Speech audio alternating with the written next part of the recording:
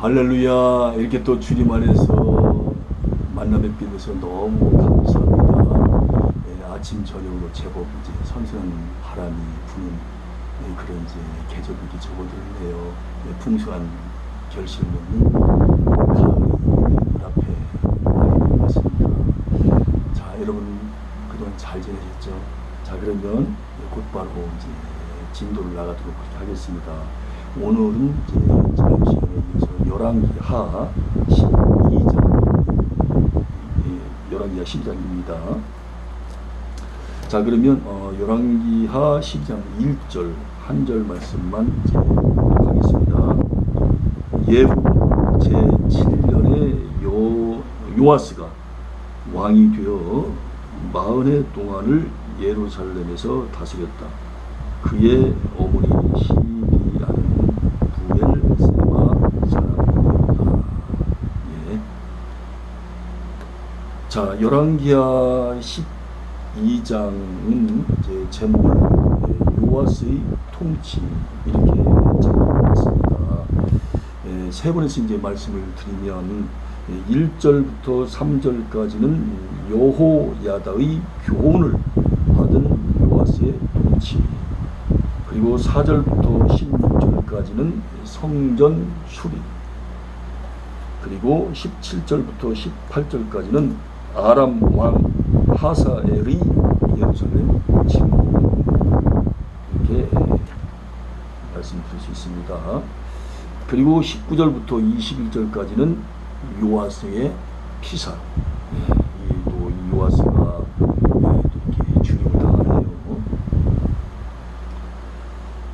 먼저 그 본장의 숲을 한번 이제 알아보도록 하겠습니다. 본장에는 유다의 제8대 왕 요아스의 통치 역사가 기록되어 있습니다.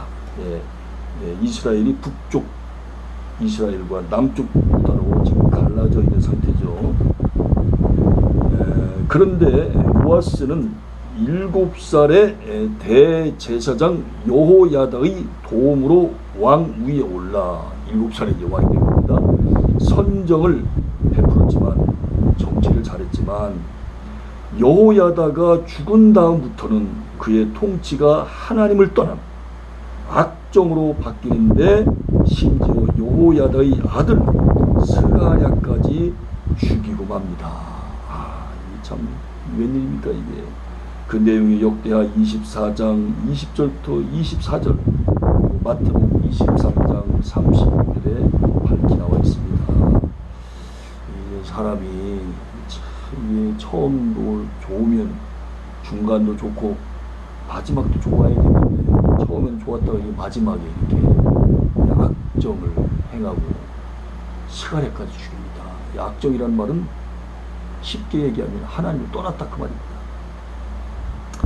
본장을 특별히 여호야다가 살아있던 동안에 요아스가 성전 수리에 열성적인 활동을 보인 사실을 기록한 후 하사엘의 침공과 그의 수치스러운 죽음에 대해 기록하고 있습니다. 자, 그러면 1절부터 3절까지 말씀을 가지고 요아스의 통치에서 드러난 특징과 교훈은 무엇인지 여기에 대해서 알아보도록 하겠습니다. 요아스는 이스라엘 왕 예후 7년에 유다 왕이 되어 예루살렘에서 40년 동안을 통치합니다. 즉 예후가 이스라엘 왕 요람을 죽이면서 유다 왕 아하시아까지 죽이자 아하시아의 어머니 아달랴가 6년 동안 유다를 다스리게 되었는데, 그 후에 발생한 여호야다의 반정에 의하여 요아스는 7살의 나이로 유다 왕이 된 것입니다. 11장 4절부터 16절까지 그 21절에 그 내용이 밝히 나와 있지 않습니까? 그런데 요아스의 통치에서 발견할 수 있는 특징은, 요아스가 여호야다의 교훈을 받을 동안에는 여호와 보시기에 정직히 행했으나 여호야다의 사후에는, 즉 여호야다가 죽은 후에는 그만 유다 백성들의 요구에 찬동하여 아세라를 비롯한 여러 우상들을 섬겼으며 심지어 그 사실을 책망하는 선지자까지 죽여버립니다. 그 선지자가 누굽니까? 스가랴입니까? 그 내용이 역대하 24장 17절 18절에 나와 있거든요. 그리고 역대하 24장 19절 22절에도 나와 있죠.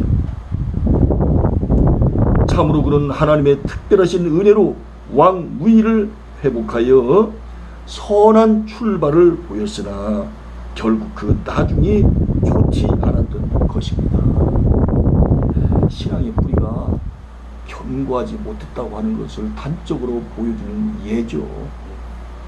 만약 요아스가 요야다의 교훈을 계속하여 기억하고 그것을 통치의 근본으로 삼았다면 참으로 그는 성경이 칭찬하는 다윗같이 위대한 왕이 될 수도 있었을 것입니다.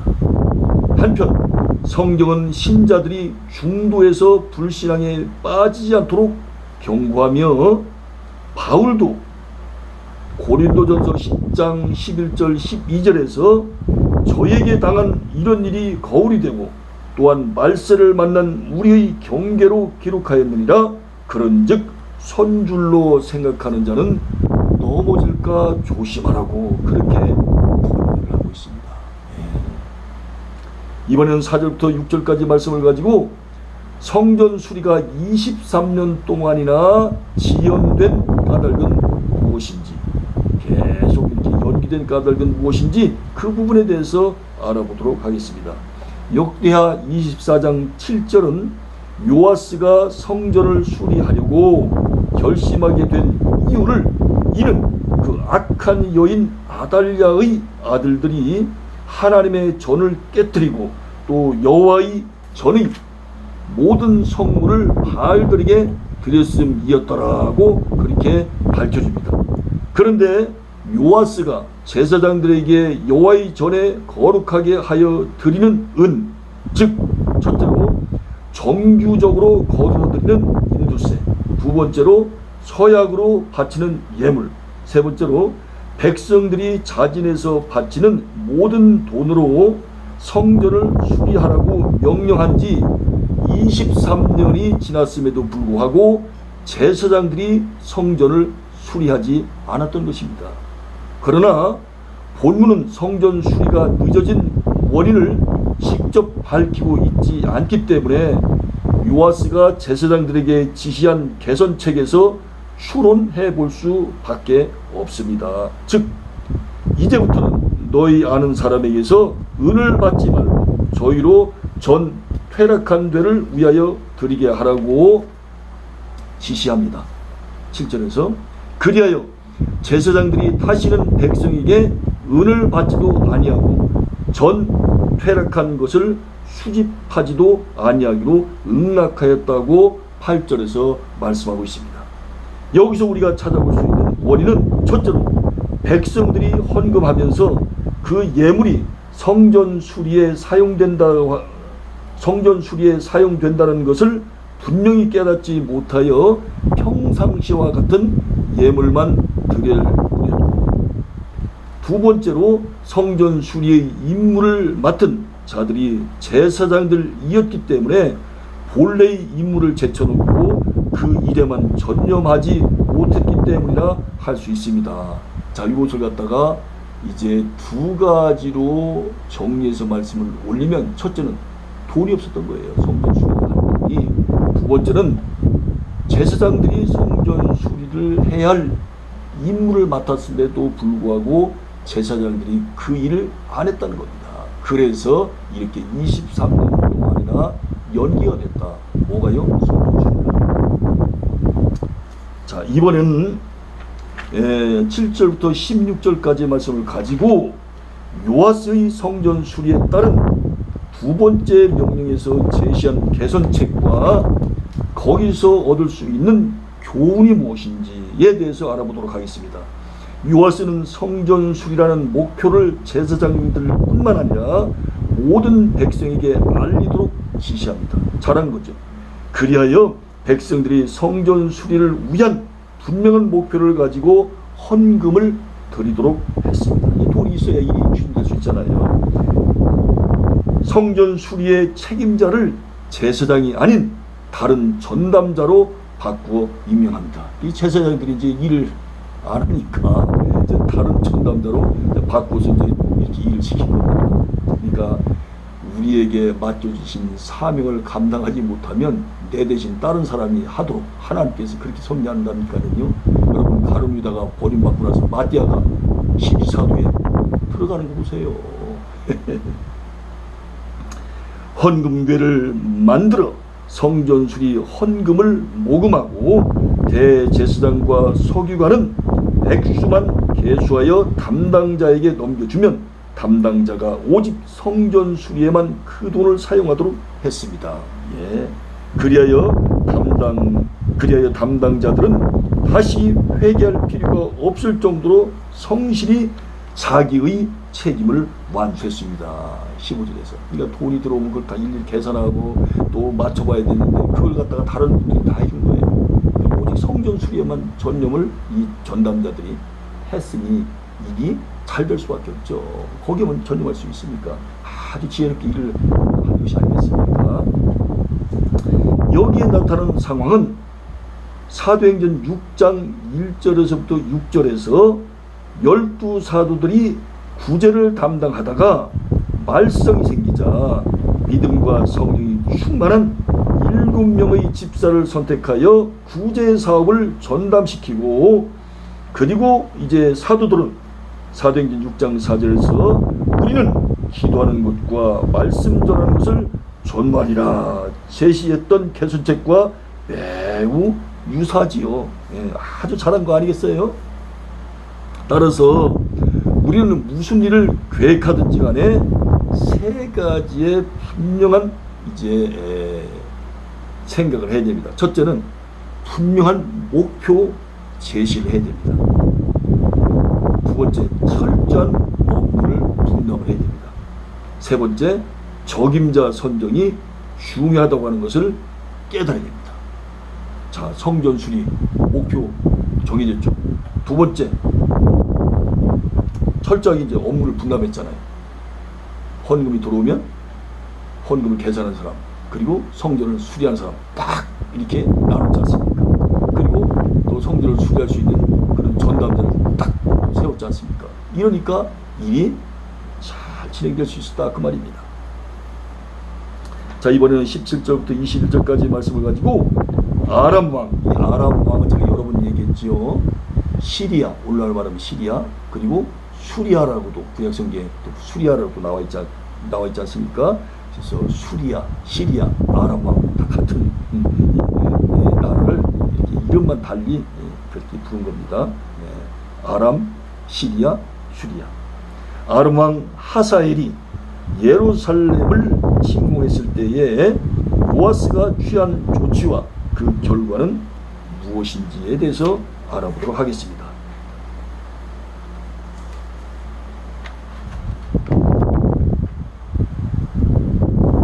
역대하 24장 23절 24절에 따르면 하사엘이 예루살렘을 침공한 사건은 요아스가 여호야다의 사후에 여호야다가 죽은 후에 유다의 방백들에게 숭배를 허락한 데에 대해 여호야다의 아들 스가랴가 책망했다고 해서 그를 돌로 쳐 죽이도록 명령했기 때문에 스가랴가 죽은 지 1년 후에 발생했다고 되어 있습니다. 그런데 요아스는 결코 하나님께 회개하여 도움을 구하지 않고 그 열조인 여호사밧과 요람과 아시아 및 자신이 여호와께 드린 성물과 성전 곳간과 왕궁에 있는 모든 금을 하사엘에게 뇌물로 바침으로써 위기를 모면하려 했습니다. 자, 하나님은 지금 요아스에게 원하는 것은 회개하라는 겁니다. 하나님께 돌아오라는 거예요. 그런데 그 본질적인 것은 행하지 아니하고 요아스가 꾀를 부렸는데 머리를 이제 우리가 굴렸다고 하잖아요. 굴렸는데 그게 바로 뭐냐? 첫째, 성물을 갖다가 준 겁니다. 하사엘. 그리고 두 번째는 금덩어리를 또 드린 거예요. 어떻게 준 거죠. 드렸다는 말이 어폐가 있죠. 준 거죠. 그리고 또 성전 곳단과 왕궁에 있는 모든 것, 세상에. 자, 이렇게 이제 물질을 갖다 주면 아마 하사엘이 마음이 이제 누그러져서 우리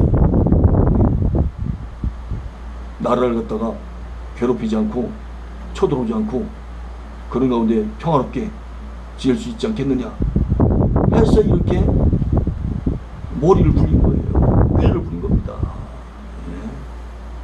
이제 하나님은 그렇게 하지 말고 네가 내 앞에 나와 무릎 꿇고 회개하라. 나한테 돌아와라. 그런데 하나님의 마음도 깨닫지 못한 채, 알지 못한 채 이렇게 행동을 하는 겁니다. 여기에서도 우리는 요아스가 처음의 자기의 신앙을 버리고 하나님을 떠난 확실한 증거를 발견할 수 있습니다. 이렇게 뇌물 바치는 게 바로 하나님을 떠났던 증거 아닙니까? 즉 그는 하나님께 근본적인 해결책을 구하기보다 일시적으로 화를 모면하기 위한 인간적인 방도만을 추구한 것입니다. 그래서 제가 조금 전에 뇌를 부렸다, 머리를 굴렸다 그런 표현을 쓴 겁니다. 그러므로 요아스는 결국 그의 신복들이 모반을 일으킴으로써 쿠데타를 일으킴으로써 피살당하는 비운을 받게 됩니다. 역대하 24장 17절부터 20절에 나와 있지 않습니까? 여러분, 하나님께서 회개의 기회를 주셨을 때 회개하지 아니하면 진짜 화가 일어난다는 거예요. 진짜 화가. 결국 죽임을 당하잖아요. 이렇게. 한편 요아스가 스가랴를 죽인 사건이 얼마나 불의한 일인가는 예수님께서 마태복음 23장 35절에서 말씀하신 것을 보면 압니다. 그러므로 의인 하벨의 피로부터 성전과 제단 사이에서 너희가 죽인 바라갸의 아들 사가랴의 피까지, 이 사가랴가 바로 스가랴거든요. 스가랴의 피까지, 사가랴의 피까지 땅 위에서 흘린 의로운 피가 다 너희에게 돌아가리라. 자, 다 너희에게 돌아가리라. 이 말은 무슨 말입니까? 하나님의 무서운 심판이 임한다 그 말 아니겠습니까? 이렇게 마태복음 23장 30절에서 예수님께서 밝히 말씀하신 사실에서도 찾아볼 수가 있다 그 말입니다. 참 오늘 그 열왕기하 12장 말씀을 제가 이렇게 들으면서 이렇게 말씀을 전하면서 여러분들 지금 많은 말씀을 듣고 보고 있지 않습니까? 말씀을 들으면서 어떤 생각이 듭니까? 참 사람이요 7살에 하나님께서 왕의 자리에 앉혔으면 얼마나 이른 나이에 왕의 자리에 앉혔겠습니까? 얼마나 일찍 왕이 되도록 했어요. 하나님께서 한 나라의 지도자 이렇게 엄청난 축복을 부어주셨는데 이렇게 하나님께서 상상을 초월하는 은혜를 갖다가 덧입혀 주셨는데 세상에 이렇게 여호야다가 죽고 나서부터는 완전히 하나님 말씀을 갖다가 차버리고 하나님을 잘 믿지도 않는 어떻게 보면 악령이 사로잡혀 있는 방백들의 말을 듣고 이방신 귀신을 섬기니 하나님 마음이 어떠했겠습니까? 어떻겠어요? 그런 모습을 바라보는 하나님 마음이 얼마나 무거웠겠습니까? 얼마나 착잡했겠어요? 내가 이렇게 하라고 이런 모습을 보려고 내가 요아스를 7살의 왕으로 앉혔던 거 이런 모습들도 이렇게 하는 것을 갖다가 바라보려 아마 아버지 하나님께서 우리 성삼위자 하나님께서 참 마음이 복잡했을 것 같습니다. 자, 하나님을 떠난 요아스에게 하나님은 여러 가지로 회개할 수 있는 기회를 계속해서 주십니다. 특별히 이제 여호야다의 아들 스가랴까지 보내서 하나님께 돌아오라고 그렇게 말씀을 하나님께서 스가랴를 통해서 하시지 않습니까? 그런데 축복받을 말을, 하나님께 사랑받을 말을 전하는 그 스가랴까지 죽여버리는 거예요. 자기의 은인인 여호야다의 아들이 아닙니까? 예. 이게 사람이요, 이렇게 잘못되면 말입니다, 은혜도 다 잊어버리고요, 본분도 잊어버리고 완전히 이상한 사람이 되는 거예요. 어떻게 세상에 평생 은혜를 갚아도 다 못 갚을 이 여호야다의 아들을 줄 수가 있겠단 말입니까? 예? 이건 있을 수가 없는 일이잖아요. 그런데 벌어졌어요, 이렇게. 그러니 주님도 요아스가 몇 년 동안 왕의 자리에 있었다고요?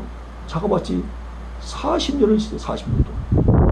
그게 태어나기 전부터 또 태어나고 나서 또 왕으로서 일을 하는 모습들을 하나님이 쭉 지켜보시잖아요. 그냥 시퍼렇게 눈을 뜨시고 다 보셨잖아요. 그게 도저히 안 되겠다, 얘는 이대로 놔둬서는 안 되겠다 해서 결국은 이제 구테타를 일으키게 해서 요아스가 비참하게 죽도록 하십니다. 예.